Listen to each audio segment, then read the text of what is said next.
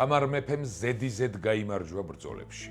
ახლო აღმოსავლეთის მუსლიმურ სახელმწიფოთა გაერთიანებული ძალები ორჯერ შემოიჭრნენ საქართველოში და ორივეჯერ დამარცხდნენ. როდესაც წმინდა დედოფალმა ლაშქარი შამქორის ომში გაისტუმრა, თვითონ წარიხა და სამოსელნი ფეხთანი და ფეხში შველი მეტეხის ტაძრისკენ სალოცავად გაემართა. თამარ მეფესთან ერთად ლოცულობდა სრულიად საქართველო. ყველა აღიარებდა თავის ცოდვებს ღმერთის წინაშე. ერთმანეთს ურიგდებოდნენ უწინდელი მტრები, მდიდრები იწყალებდნენ მოვალეებს, ხელისუფალნი ათავისუფლებდნენ ტყვეებს და პატიმრებს, ტაძრები დღე და ღამღია იყო. ასე იწმინდებოდა ერი ცოდვათაგან. ასე ემზადებოდნენ ქართველი მეომრები ბრძოლაში მოსალოდნელი სიკვდილისათვის. განსაკუთრებით საშიში იყო ქართველთათვის მუსლიმანთა შემოსევა რუმის სულთან რუქნადინის მეთაურობით. რუქნადინი გამოცდილი მეომარი იყო, მაგრამ იგი თამარს უფრო სახიფათო მეტოქედ მიიჩნევდა, ვიდრე სხვა მბრძანებლებს. თამარის ისტორიკოსიც აღნიშნავს, შიში და ზარი მეფისა თამარისა იყო ყოველთა სულტანთა ზედაო. მიუხედავად ამისა, რუქნადინი დარწმუნებული იყო, რომ გაიმარჯვებდა. მან თამარ მეფეს ელჩის ხელით შეურაცხმყოფელი წერილი გაუგზავნა. რუმის სულთანი რუქნადინი, რუქ ალ-딘 სულეიმან შაჰი, ქართული წყაროებით რუქნადინ ნუქარდინ ჩარასლანის ძე, რომელმაც თავისი ძმა ყიასედ-딘 ქეი ხუსრევი ტახტიდან ჩამოაგდო და ტახტი მიისაკუთრა, კარგახანს ემზადებოდა საქართველოს მბრძანებელი ქალის დასამორჩილებლად და მისთვის სამეფოს წასართმევად. ისე როგორც უფროს ძმას წაართვა ტახტი, როგორც დაიმორჩილა თავისი მეორე ძმა მალათიის გამგებელი მუიზ ედ-딘 კაისურშაჰი, ასევე სიძე ფაჰრუნდინ ბეჰრამი და მთელი იკონიის იმპერიის ერთპიროვნულ მმართველად იქცა. უამრავი ოქროს ფული დახარჯა მრავალრიცხოვანი ჯარის შეკრებისათვის. შუამდინარეთში, კილიკიაში, გალათიაში, ანკარაში, კაბადოკიაში, ბითვინიაში, სირიაში, ერზინკაში, არზრუმსა და მთელ სათურქეთ სამაჰმადიანოში. ქალების გარდა ყველა დარაზმა ჩვენი დედოფლის წინააღმდეგ. როცა საქართველოს მოუახლოვდა ჩვენს ქალ ხელმწიფესთან, ელჩი გამოგზავნა და მეფის ღირსებისთვის შეუფერებელი წერილი გამოატანა. მე ნუქარდინ სულთანი, ყოველი ცის ქვეშეთის მფლობელი, ანგელოსთა დარად თანამდგომი ღმერთისა, მოვლინებული დიდისა მოჰმედისაგან, გაცნობებ მეფე თამარს, ყოველი დიაცი რეგვენია. შენ გიბრძანებია ქართველებისათვის ხმლის აღება და მუსლიმანთა ხოცვა და მათი თავისუფლების წართმევა, მათთვის ხარკის დადება. ახლა მე მოვდივარ, რათა დაგსაჯო შენ და შენი ერი, რომ ქართველობამ აღარასდროს გაბედოს ხმლის ხელში აღება, რომელიც ღმერთმა მხოლოდ ჩვენ გვიბოძა. ცოცხალს დავტოვებ მხოლოდ მას, ვინც იჩქარებს, მოვა ჩემს კარავთან, თაყვანს მცემს, აღიარებს ისლამს, უარყოფს ქრისტეს და დაამსხვრევს ჯვარს. ეს იქნება სამაგიერო იმისთვის, რაც დაუშავე შენ ჩვენს მონათესავეებს. რუქნადინის ელჩი თამარ მეფის სასახლეში მისულა და წერილი წაუკითხავს. შემდეგ უკადრისი სიტყვებიც დაუმატებია, სულთანის მიერ პირადად დაბარებული. თუ მეფე თქვენი დაუტევებს ქრისტეს სჯულს, სულთანი ცოლად მოიყვანს და თუ არა, ხარჭად დაისვამსო. ასეთი უზრდელობისთვის სულთნის ელჩს ჩვენმა ამირსპასალარმა ზაქარიამ ხარგრძელმა სილა გააწნა და ვითარცა მკვდარი დააგდო. გულკეთილმა თამარ მეფემ შეიწყალა უზრდელი სულთნის ნაცემი ელჩი, დაასაჩუქრა და უთხრა, საპასუხო წერილს დაგიწერთ სულთანისთვისო. სულთნის ელჩი პასუხის მოლოდინში სამეფო კარზე განზრახ კარგახნით გააჩერეს. ამასობაში თამარმა ლაშქრის შეყრა ბრძანა. ჯარი სწრაფად შეიკრიბა ჯავახეთში. დედოფალი ვარძიაში მივიდა და ვარძიის ღვთისმშობელს ქართველი მოლაშქრეები შეავედრა. მან შორს გააცილა ქართველთა ჯარი. ლაშქარს მიყვებოდა რუქნადინის მოციქულიც. მასთან იყო ქართლის კათალიკოსი თევდორე და სხვა ეპისკოპოსები, ბერმონაზვნები. ძლიერ მტერთან სამკვდრო სასიცოცხლო შებრძოლების პერსპექტივით შეფიქრიანებულ მებრძოლებს ქართველმა მეფე ქალმა ამ სიტყვებით მიმართა. ნუ მიეცემით სასოწარკვეთას, თუ არ შევიარაღდით უსჯულოთა წინააღმდეგ, თუ სარწმუნოებისათვის თავს არ გავწირავთ, სულ ერთია, მაინც დავიღუპებით, ან და მონებად ვიქცევით. დავიღუპებით იმგვარად შერცხვენილნი, რომ ჩვენი ხსოვნაც აღარ დარჩება. როცა მზის დიდი მწყუნვარება მიწას გააშრობს, ამის შემდეგ დიდხანს იქნება გამხმარი და უნაყოფო. ასევე შეიძლება დაემართოს ჩვენ სახელმწიფოსა და ხალხს. როგორღა შევძლებთ, კვლავ გავერთიანდეთ, თუ კი სპარსელები შეგვავიწროვებენ და დაგვიმონებენ. უკუაგდეთ შიში და განიმსჭვალენით სიმამაცით. მეც მოვდივარ თქვენთან ერთად. დავივიწყებ ქალურ სისუსტეს, აღვივსები მამაკაცური ძალით, შევიმოსები აბჯრით, თავზე მუზარაც დავიხურავ, ხმალს შემოვირტყამ და შუბს ავიღებ ხელში, წინ გაგიძღვებით და ერთად ვიბრძოლებთ. ბასიანის მხარე ოდითგან ქართული ტომებით იყო დასახლებული. სწორედ ქართული ტომის ფასიანების სახელი შეერქვა ამ კუთხეს. ადგილი, სადაც ბასიანის ბრძოლა მოხდა, დაახლოებით 60 კილომეტრითაა დაშორებული ქალაქ არზრუმიდან. ქართველთა ჯარზე გამარჯვების შემთხვევაში რუქნადინს უნდოდა ბასიანიდან 3 მიმართულებით შემოსეოდა საქართველოს.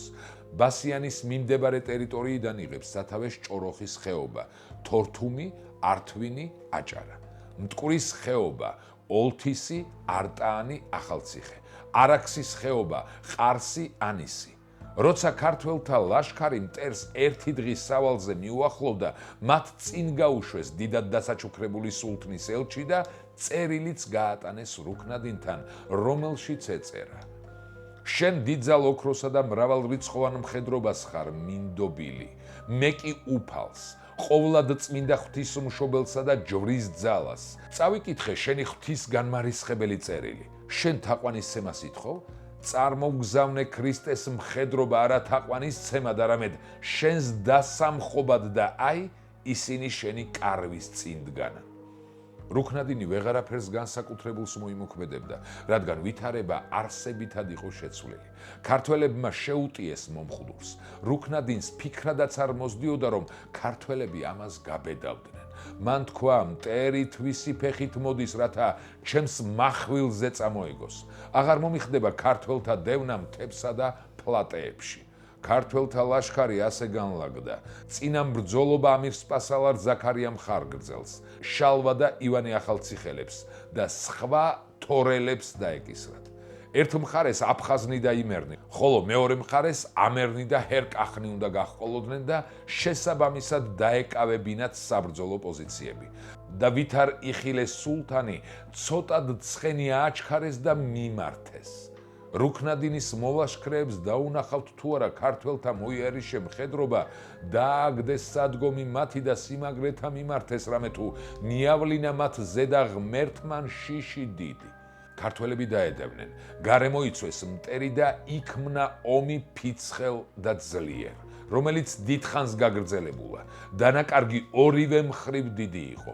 უმეტეს სულტნისას პანი მოისვროდეს. ხანგრძლივ ბრძოლაში ცხენები მოუკლეს ივანე მხარგრძელს, ზაქარია გაგელს, შალვა და ივანე ახალციხელებს და სხვათა მრავალთა თავადთა.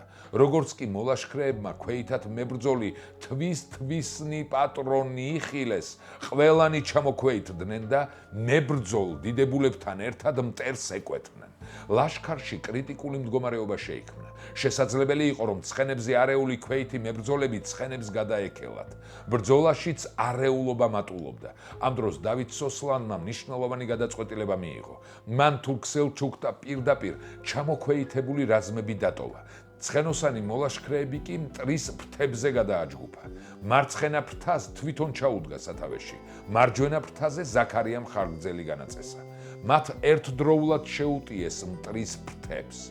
ვითარ მგელნი ცხოვართა ეგრეთ შეუცვივდეს ურიცხვთა მათ სპათა სულთნისათა. სცეს რისხვა ღვთისა, განხეთქნეს რაზმი მათნი და ილტვოდნენ სულტანისანი. ამ ვითარებით ისარგებლეს ქვეითად მებრძოლულმა ქართველებმა. ისინი ცხენებზე ამხედრდნენ და გაქცეულ მტერს დაედევნენ. ხოცდეს, ჩამოჰყრიდეს და იპყრობდეს. თურქ-სელჩუკები ამ შეხლა-შემოხლაში ურთიერთას დასტვრგუნვიდეს. ქართველებმა რუქნადინის მოკავშირე სულთნები დაატყვევეს. მათი დროშები მთელი ქონება საქართველოს ძლევამოსილ ლაშქარს ჩაუვარდა ხელში. ქართველებმა დახოცილი მტრები მეომრის პატივით დაასაფლავეს. მკვდრებზე ისინი შურს არ იძიებდნენ.